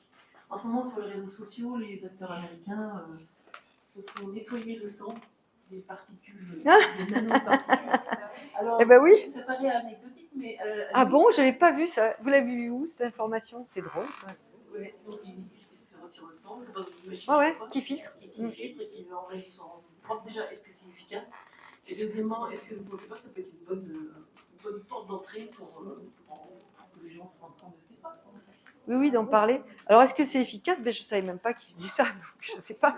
J'imagine qu'ils doivent utiliser des filtres plastiques pour filtrer leur sang. Après, il y a toujours cette image où on se dit, à partir du moment où on est riche, on s'en sortira. On va vivre dans une bulle où tout sera filtré. Mais non, ça ne peut pas marcher comme ça. Donc, c'est une illusion, hein. J'imagine qu'ils filtrent le sang. D'ailleurs, c'est un problème pour l'eau, hein, j'allais le dire, parce que l'eau, par exemple, on filtre aussi l'eau pour enlever les microplastiques, mais en fait, on les filtre avec des filtres plastiques qui se retrouvent après. On retrouve le plastique des filtres dans l'eau. Enfin bref, bon, on tourne en rond. Après, on peut utiliser des céramiques, mais c'est beaucoup moins fin et beaucoup plus cher. Oui, bien sûr, on va pouvoir tout filtrer, mais non. Mais bien sûr que non. Puis même là, ils vont filtrer les grosses particules, mais pas les particules très fines, pas celles qui se sont accumulées dans leur foie ou dans leur cerveau. Parce que le plastique, il n'est pas que dans le sang, il pénètre par les voies digestives. Par exemple, dans le cerveau, on a trouvé des scientifiques, c'est les Américains, ont fait des études et ils ont montré que notre cerveau était d'ores et déjà constitué de 0,5% de plastique. C'est énorme. Et que la principale voie de contamination, c'était le nerf olfactif. Donc ça passe absolument pas par le sang. Hein. On peut se faire filtrer le sang, ça ne leur filtrera pas le cerveau. Ils en auront un peu. Ouais. Une petite question anecdotique, c'est pour ma maman qui a pendant des années trié les bouchons des bouteilles de plastique et maintenant on lui attache les bouchons, alors elle les a changés. C'est pour que les bouchons ne se perdent pas. Et du coup, c'est enlevé au niveau de l'usine. Bon, mais c'est des trucs comme ça pour rassurer. On a l'impression d'avoir fait quelque chose. Voilà. Ça ne sert pas à grand-chose. Voilà. Bonsoir. Je pense que c'est vraiment nous, les consommateurs, qui avons vraiment tout le pouvoir, comme vous dites. Seulement, il y a des choses auxquelles on ne pense pas toujours, parce qu'encore aujourd'hui, j'ai parlé du dentifrice sans plastique. Mais oui. Donc, c'est un dentifrice de petites pastilles. Ou de la poudre. Moi, j'ai une poudre, je pose mon... La brosse à dents aussi en bois. Après, la brosse à dents, les poils restent en plastique. Bon, mais déjà, si on n'a que les poils, ça fait déjà ça de moins. Moi, j'y vais petit à petit, je ne suis pas non plus... Des petites choses auxquelles on ne pense pas, peut-être vous allez me je trouve que dans la salle de bain, c'est quand même pas mal, hein, parce qu'avant, les shampoings solides, tout ça, ils étaient vraiment pas bien. Là, maintenant, il y en a des biens, puis il y a toutes les marques qui s'y mettent, et il y a quand même des très bons produits, shampoing, après-shampoing, etc. Donc, franchement, la salle de bain, on peut s'en débarrasser. Puis, c'est très pratique, je trouve. Bon, voilà. Quand... C'est solide et qu'il n'y a pas de plastique. Oui, parce que du coup, c'est emballé dans un truc en carton, c'est tout. Hein. C'est pas ça, c'est qu'en fait, au lieu d'avoir une grosse bouteille comme ça, vous avez un petit savon comme ça, quoi, et au lieu de vous économiser toute la bouteille de plastique. Et la place dans la salle de bain. C'est pas mal. Hein. Mais avant, moi, je sais que j'en achetais toujours parce que je fais beaucoup de bateaux et que je passe toutes mes vacances en bateau. Et du coup, je l'amenais sur le bateau parce que comment on se lavait dehors, dans l'eau de mer, tout ça. Donc j'achetais des espèces de petits trucs ronds comme ça là. Mais c'était pas terrible, les cheveux étaient un peu ternasses là, c'était pas top. Alors que maintenant il y a des tas de produits qui sont vraiment bien. Franchement ils sont bien. Donc c'est très facile au niveau cosmétique. Après au niveau ménager aussi, il y a quand même beaucoup de trucs solides, de produits solides qu'on peut ensuite nous rediluer, mais ouais, voilà. Ouais. Bon, les aliments, on peut faire des choix aussi, pareil, hein, sans plastique. Et puis, moi, j'ai énormément de mal. Bon, les vêtements, ça c'est clair, mais bon, parce qu'il faut aller les chercher, bien que j'en ai de moins en moins quand même. Et sinon, j'ai beaucoup de mal J'ai rénové une petite maison que j'ai dans le sud d'Ardèche, là. Enfin, une petite maison, c'est une petite grange, donc j'ai fait pas mal de construction aussi. Eh ben, j'ai eu beaucoup de mal à faire des choix sans plastique. C'est-à-dire que je me suis retrouvée avec des trucs en plastique malgré moi. Mais parce que je ne le savais pas, j'y comprenais rien. Évidemment, ce n'est pas mon métier. Donc, par exemple, toit, isolation, il me dit « Oh, le trilate, c'est bien le trilate, tout ça, tac, les tuiles, le bois. » Et moi, je suis partie avec mon trilate. Voilà. Et puis, j'en ai pas su plus que ça. Et puis, chaque année, au printemps, on avait une espèce on avait du pollen en fait qu'on retrouvait un petit peu partout sur la terrasse, un peu à l'intérieur. Bon, ça faisait déjà plusieurs années, mais on se disait c'est du pollen parce que j'ai une glycine aussi. Bon. Et puis un jour, je fais un peu d'exercice de yoga, puis j'ai mes mains qui dépassent des tapis, et puis je me relève, en fait, j'ai mal aux mains. Je me dis mais c'est bizarre. Et en fait, je touche le pollen, et le pollen était super dur, il s'était incrusté dans ma peau. Je me suis dit, c'est pas possible, c'est pas du pollen, c'est quoi ce truc? Et donc du coup, j'essaie d'en ramasser, j'y arrive pas. Parce qu'il y avait beaucoup de trucs électrostatiques, là, d'énergie, donc clac, ça part dans tous les sens. Et puis, je vois une toile d'araignée qui en avait piégé plein. Du coup, j'ai ramassé les toiles d'araignée sur la terrasse, je les ai embarquées au labo. On venait d'acheter un gros appareil, justement, pour mesurer et pour identifier les microparticules. Et du coup, voilà, je l'ai passé. Et en fait, c'était des microparticules de polyuréthane enrobées de benzène. Et en fait, ce que je ne savais pas, c'est que dans mon trilate, en fait, la grosse couche, c'est du polyuréthane, dans lequel ils mettent du benzène à fond pour empêcher les insectes d'y venir. En fait, les insectes, ça ne les empêche absolument pas. Donc, il y a des fourmis qui s'y mettent, qui font des galeries, qui ne mangent pas le polyuréthane, qui le rejettent. Et en fait, ce truc blanc qu'on avait partout, eh ben, c'était... Moi, je nageais, je suis née pour nager, mais pas que moi, vous êtes tous pareils, vous ne savez pas. Je nageais dans ces microplastiques en pensant que c'était du pollen, mais pas du tout. Et c'était les fourmis qui s'étaient installées et qui avaient détruit l'isolant. Et après, du coup, j'ai commencé à en parler et on m'a dit « Oh, mais oui, ma petite dame, mais bien sûr, c'est connu, c'est toujours le même problème avec le trilate, il faut mettre des insecticides, tout ça. » Bon, voilà, j'ai pas résolu mon problème de trilate. Je mets des pièges à fourmis. Et alors, là, quand j'y suis retournée, il y a 15 jours, je me suis aperçue qu'il y avait une espèce de poudre noire et j'ai regardé. En fait, c'était des corps de fourmis. Et du coup, ça a tué les fourmis, mais du coup, elles sont reparties parce qu'il faisait beau là et elles rejettent les corps des autres fourmis. Mais c'est horrible. Donc, je ne sais plus quoi faire avec ce truc-là. Donc là, j'ai fait faire l'isolation de notre bâtiment. J'ai pas encore choisi, j'arrive pas à me décider. Je sais pas, je vais travailler sur du liège, j'en sais rien. En tout cas, pas de trilate, pas de polyuréthane, c'est sûr. Mais comment on fait pour le savoir ça? Expliquez-moi quoi. Moi, ça m'agace chaque fois. Vous avez la laine de roche? Oui, aussi, ouais. Possibilité. Ouais, mais on me dit que c'est beaucoup traité aussi.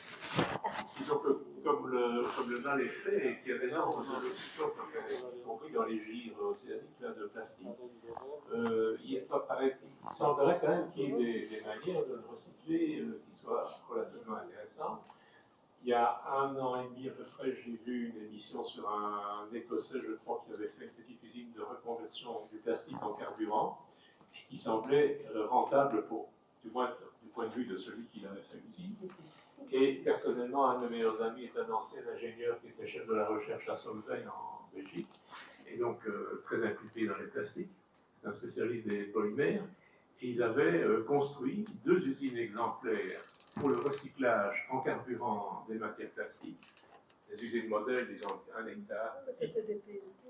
C'était des PET essentiellement, oui. Mais ça a été présenté à des responsables politiques qui ont tourné le dos, qui n'ont pas compris, et qui ont refusé donc de donner un avenir à ce genre de structure. Bon, alors là, quand même, il y a eu des subventions qui ont été à des tas d'usines. C'était il y a longtemps. Ouais, c'est ça, voilà. Maintenant, ils les ont. Mais moi, ce qui me gêne, c'est que nos autorités donnent des financements pour s'en servir de vitrine. C'est-à-dire pour dire, ben voilà, on peut résoudre le problème de la pollution plastique. Mais j'insiste, même si ça marche relativement bien, leur impact va être vraiment peanuts, quoi. Donc, il faut quand même être honnête et il faut bien dire que ces technologies ont énormément de limites et que si on les réserve au plastique essentiel, ok, ça peut avoir un sens. Si on continue avec la consommation actuelle de plastique et avec l'augmentation parce que notre consommation augmente, eh ben non, ça n'a pas de sens, ça sert à rien. Ça sera une goutte d'eau dans un océan, quoi. Alors, un autre exemple de pays en voie de déjà plus en voie de développement, mais qui sont des pays africains d'Afrique de l'Ouest, où nous allons régulièrement, j'ai constaté que les sacs plastiques avaient tendance à disparaître, oui. Notamment au Maroc, Mauritanie, Sénégal. Il y a eu quand même une sensibilisation. Remplacés par des sacs en non-tissé. Ouais, je ne sais pas exactement quelle est la matière, mais ça sert en papier, des fibres de papier. Ouais, je sais pas. Ou de sacs en papier. Ici, il y a quelques années, il y a des questions sur les marchés d'interdire les sacs en plastique. Certains ont pris des sacs en papier, d'autres sont restés, et maintenant les sacs en plastique sont revenus en masse partout sur les marchés. Donc c'est un peu dommage. En Afrique aussi, en ce qui concerne les sacs en plastique, certaines personnes, donc avec des moyens très réduits, fondent le thermoplastique qui est souvent recueilli sur les plages. Là, vous avez montré une photo de plage, là, mais il faut dire que toutes les plages sauvages d'Afrique de l'Ouest ressemblent à cette plage que vous avez montrée actuellement. Hein. Oui, mais j'ai montré cette plage pour vous faire passer un message. Oui. Ce ne sont pas les plastiques qu'on voit qui sont dangereux, hein. C'est ceux qu'on ne voit plus. Voilà. Parce qu'on a tendance à mettre la saleté sous le tapis et puis on se dit, bah, pas vu, pas pris. Ceux qui sont encore en surface sont actuellement à certains endroits récupérés et fondus avec du sable pour faire des dalles de sol et des pavés. Ouais, mais ça continue de polluer. Ben ouais, c'est horrible. Mais c'est une manière quand même de ne pas les laisser se transformer en microplastique. Mais si, ça ne change rien. Ils vont se transformer quand même en microplastique. C'est bien le problème. Mais c'est ça, c'est-à-dire qu'on est tous... Moi, j'ai été longtemps dans cet état d'esprit. Hein, je n'ai pas voulu lâcher. J'ai travaillé 20 ans à l'EFSA pour ces recyclages. Les 3/4 des autorisations de recyclage des plastiques, j'étais expert, je les ai signées, et vous pouvez aller le vérifier.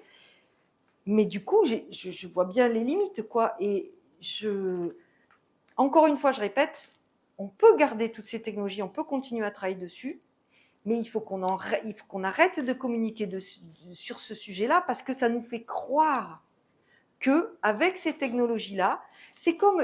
Donc, je vais peut-être reprendre cet exemple du cancer du poumon. C'est vrai qu'on peut parler des progrès de la médecine pour guérir le cancer du poumon, tout ça, mais on ne fait pas de la pub dessus. On ne fait pas de la pub dessus parce que la meilleure façon d'éviter, c'est d'arrêter de fumer, quoi. Et le plastique, tant qu'on n'arrêtera pas de consommer du plastique, eh ben, on n'arrêtera pas de se mettre en danger. Donc, voilà, moi Mais beaucoup de choses sont ridicules, comme les blisters qui emballent un tas de produits. Mais c'est ça, il y a des tas de plastiques qui ne servent à rien. C'est là où il faut faire porter notre attention et nos efforts. Mais oui, je suis d'accord, et j'y participe toujours à ces initiatives, et mon labo en développe.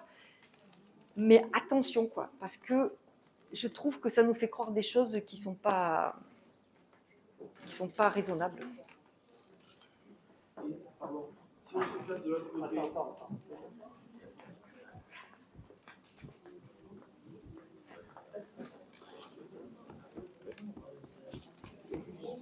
Merci. Oui, c'est une question bête, donc voilà, pas de question bête. Non. Si on se place de l'autre côté, c'est-à-dire du côté des lobbies du plastique, est-ce qu'il n'y a pas des recherches pour, ce n'est pas possible, je le sais, pour essayer de faire des plastiques où il n'y a pas il n'y a pas d'évaporation, enfin, et qui ne se désagrègent pas comme ça. Est-ce qu'on peut pas rendre le plastique plus stable? Ah, mais si, on a travaillé. Par exemple, un des aboutissements pour rendre les plastiques plus stables, c'est justement de remplacer des hydrogènes par des fluors. Sauf que du coup, on le rend encore plus éternel, quoi. Voilà. Donc c'est juste ça. Donc non, je crois qu'il n'y a pas de... Et le problème, c'est que les industriels, c'est leur gagne-pain, ils sont là pour ça. Donc on ne peut pas leur demander à eux de faire des efforts. Moi, j'ai travaillé avec Total pour essayer justement de développer ces fameuses technologies de recyclage, mais donc je connais bien les limites aujourd'hui et non, c'est vrai que, en plus, eux, c'est leur métier. Donc, quand on leur propose d'autres matériaux, ça les intéresse pas. Par exemple, il y a des matériaux dont je voulais pas parler. Là, dans mon équipe, on développe des matériaux qui sont issus de micro-organismes et qui sont biodégradables, etc. Mais ça les intéresse pas parce que c'est pas leur métier. C'est pas des biotechnologistes, c'est des chimistes et ils ont des usines énormes qu'il faut qu'ils rentabilisent et ils sont toujours en train d'en construire avec des stratégies commerciales qui ont pour objectif de préserver leur business coûte que coûte. Donc là, actuellement, ils avaient le feu côté énergie et ils se sont rabattus sur le plastique. Ils ont investi sur le plastique, ils ont investi en communication. Voilà, il y a des tas, il suffit de se collecter, il suffit de recycler, il suffit de ci, de ça, de mi. Et là, maintenant, si on leur enlève le plastique, qu'est-ce qui va leur rester, quoi ? Mais en même temps, on ne peut pas non plus se laisser mourir pour nourrir des industriels, quoi. C'est pas possible. Et c'est ça qui est gênant, c'est-à-dire que, y compris pour communiquer à l'heure aujourd'hui des réseaux sociaux, c'est des gens qui sont très très présents, donc c'est très compliqué de se dépatouiller des idées reçues qu'on nous injecte.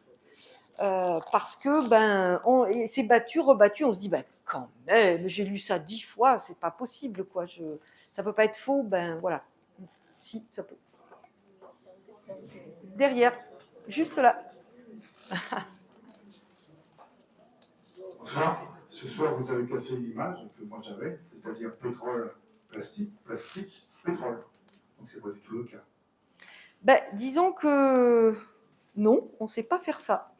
Et entre-temps, ce malheureux plastique, son comportement fait qu'il pollue sous forme de micro et de nano. Ce n'est pas qu'un problème de déchets. Donc c'est juste la nature même du matériau qui pose problème.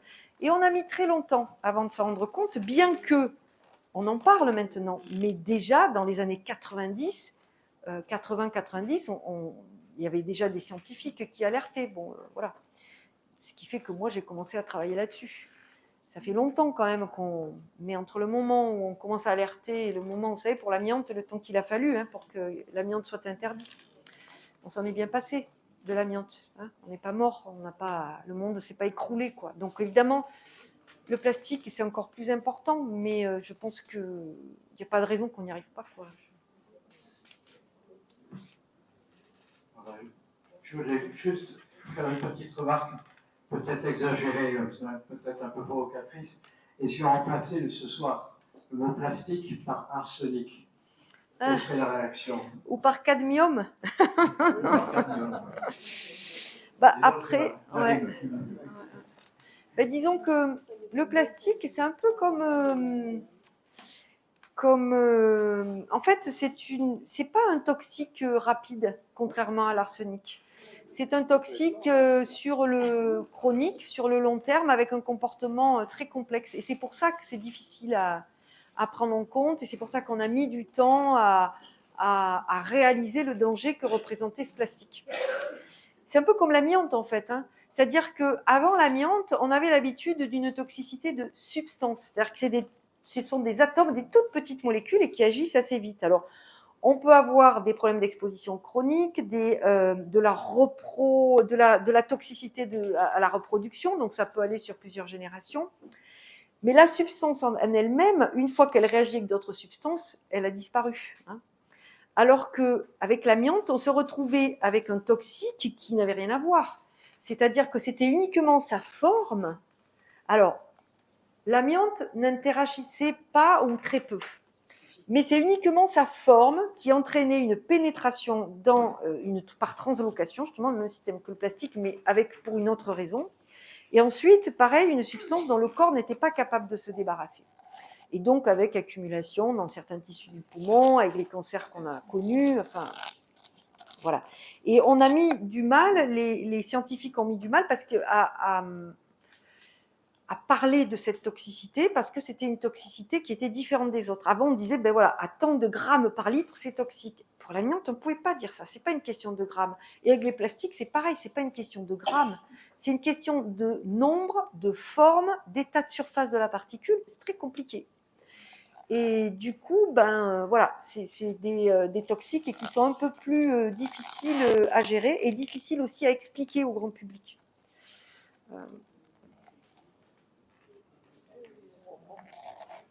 Je pense que c'est la dernière question. Super. Hein. Merci beaucoup. Ouais, c'était super.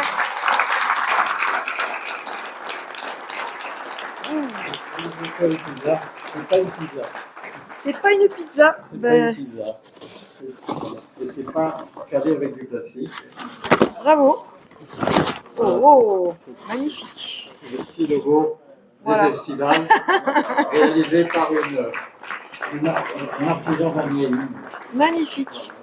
Merci beaucoup. Voilà, par exemple, pour le calage, on n'est pas obligé d'utiliser des chips de polystyrène. Hein, ça marche très bien, ça. Ni du plastique. C'est ça.